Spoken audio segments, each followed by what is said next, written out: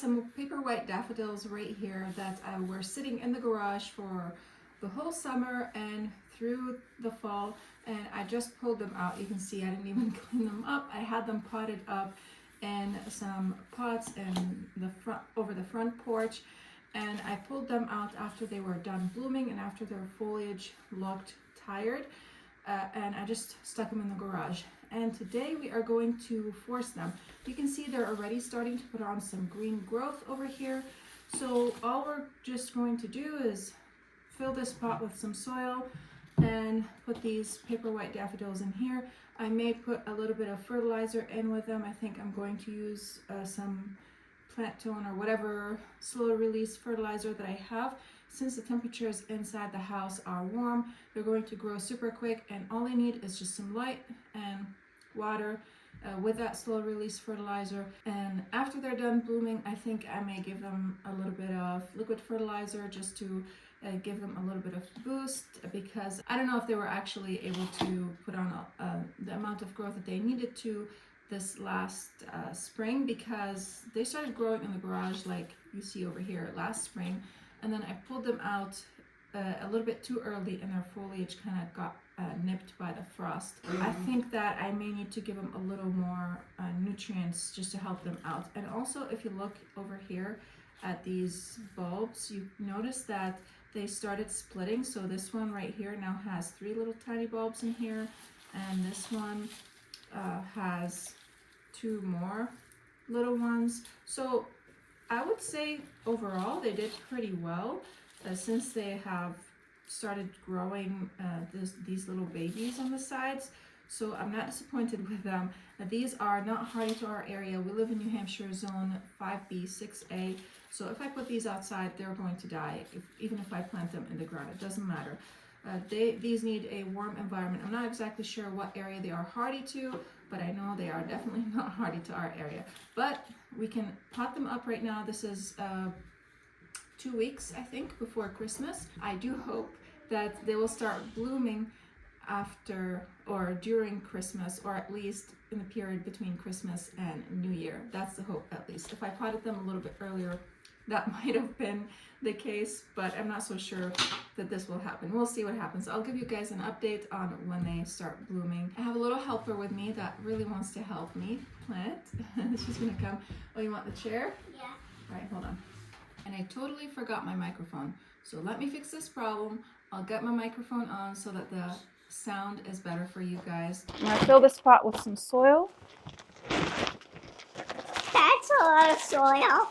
Yeah, it is a lot of soil. Actually, I should have removed some of the soil because we'll put the daffodils and then we'll cover them. And when you are planting bulbs in pots, they don't need to be super deep. They're going to be probably like 2 inches deep or so. Help. With your gloves. Yeah. We're just gonna make a mess right now. Yeah.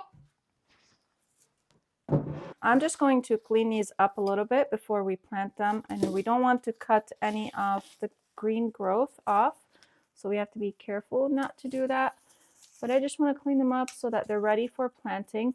And I take it back on using plant tone. I'm actually not going to do that. I forgot I need to wear my gloves just in case if I have sensitivity towards these. I don't want to touch my face and touch these. I can cut the roots a little bit also because they're going to develop new roots. When you buy bulbs from the store, you notice that most of the roots are cut. I have a big bag of Hollytone, but I don't want to open it. It's not open yet. And I'm just going to use what I have. So I'm going to actually give them liquid fertilizer after I pot them up. And hopefully this pot over here is large enough. If not, I'll have to use another pot. I'm also removing any pieces that look like they're dead. Like this bulb right here looks like it's rotted. Anything that's rotted, I'm just taking it out. By now, all the ones that are good are mostly growing their foliage. So I think we should be okay. This one, I'm not sure what that looks like an allium, but I'm gonna plant it anyways. We'll see what happens. We're going to place these with a pointy side up, and right now it's super easy to do that because notice the green growth on them, so we don't have to guess. But even if they did not have green growth on them, usually when you buy them from the store, they're going to look something like this one right here, and you're just gonna place them like that. And since they are planted inside in a pot, we don't need to worry so much about spacing, so we can put them super close together. Should I put this one super close together? Yep. We're just gonna stuff them all together like that. Here you go. And it looks like they're shallow, but they're really not, because we are going to cover them up to here, and we're going to try to be gentle as we do that, because can you push it a little bit closer to these? Or actually, let's put the big ones, let's put this one in the middle like you were doing, or maybe we'll split these a little bit apart that way. Okay. Like that. We'll put some big ones on this side. Here. The little ones go, wow, there's a lot. Little ones. What? Okay. Just put it wherever. Wherever it fits. It fits here. Okay, here. What? That is like a sharp dinosaur teeth. We don't want to break the top, okay? Because if we do, they will not grow. Well, that one is the tiniest one. Okay, where do I put this? Anywhere that it fits. Okay, this is super tiny, so it will fit anywhere.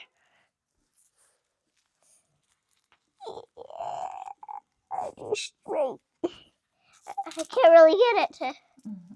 A dinosaur tooth goes right here. There we go. Now I'm just going to cover them with some soil gently. Because I don't want to break the buds, and I'm gonna try to help them out a little bit to poke out through, but that's gonna be a little bit tricky.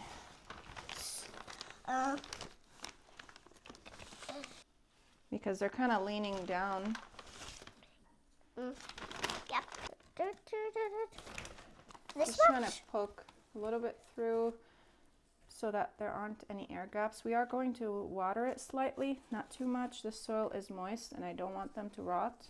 I do like to let the soil dry out a little bit between watering whenever I have bulbs, because they can rot. Does it need more dirt? Oh, just a little bit more dirt. I have the saucer right here. I gave it a quick scrub and wash with some hot water because it was dirty. It was outside. Yeah, it was dirty and it needed the wash. And I let it dry a little bit. It still feels a little bit kind of moist, but I think it'll be okay.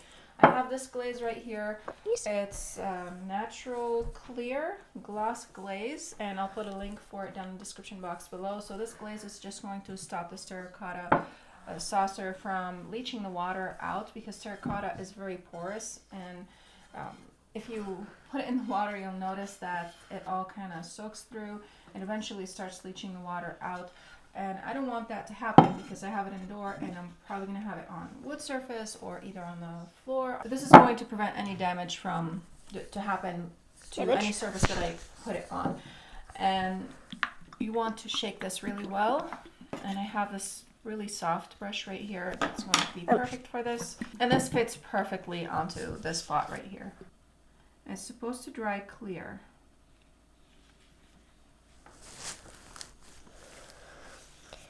This is my first time doing this. I'm not an expert at this.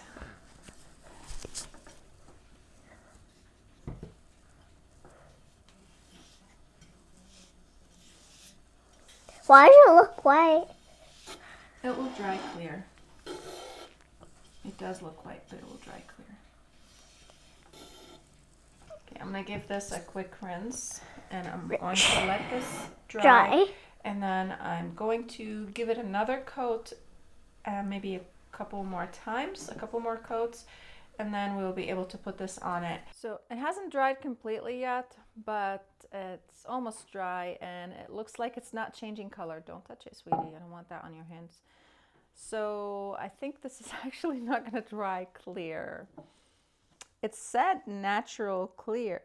Natural clear. Yeah, I don't know what that means. I thought it was going to be a clear glaze, but it's not. So I'm just going to do one coat. I'm going to leave it at that, and I'm going to try to find a clear glaze, an actual clear glaze, and try to sand this down and then redo it, because I like the natural color of terracotta and I feel like I just ruined it. Oh well, it's not a big deal. I could just sand it down and I guess it'll give it sort of a distressed look. So these daffodils right here are basically done and the soil is moist. I will not water them yet until this thing is dry right here, until the terracotta saucer right here is dry. I use this liquid fertilizer right here, the Grow all-purpose plant food from Espoma. It's an organic liquid fertilizer. I use it for my indoor plants and it really works wonderfully whenever I do fertilize. You can see here my fiddle leaf fig, I mean, is gigantic now, and I took a cutting from it, and that cutting is also gigantic just by using this fertilizer right here. So I think this will be good. I'll fertilize it once every couple of weeks. I think this should be enough. And again, I will let it dry out between waterings because I don't want the bulbs to rot, because these are in a pot, so it's kind of harder to regulate the moisture for them. I'll give you an update on these once they start blooming. And I forgot to mention at the beginning of the video, if you guys are new here, my name is Chantel, and I want to say thank you so much for watching this video, and I hope you enjoyed it, and I'll see you again in the next video. Bye! Oh, just one more thing. I think that I will give them at this time, once I water them for the first time, I am going to use this Espoma liquid fertilizer just to give them a bit of a boost so that they can kind of start growing a little bit quicker, and hopefully they will start blooming right around Christmas. I'm about to sit down and edit my video, and I decided right before I do that, let me try and wash it with some hot water. And I soaked it for a few minutes, and I took this glaze or whatever it is, yeah, gloss glaze, that is not glossy or glaze at all. I took it all out. You can see some right here still. I'll wash that off. But I just purchased an actual glaze, and it's supposedly called varnish, to cover this with. So that's what I'm going to do. It's going to be here in a few days.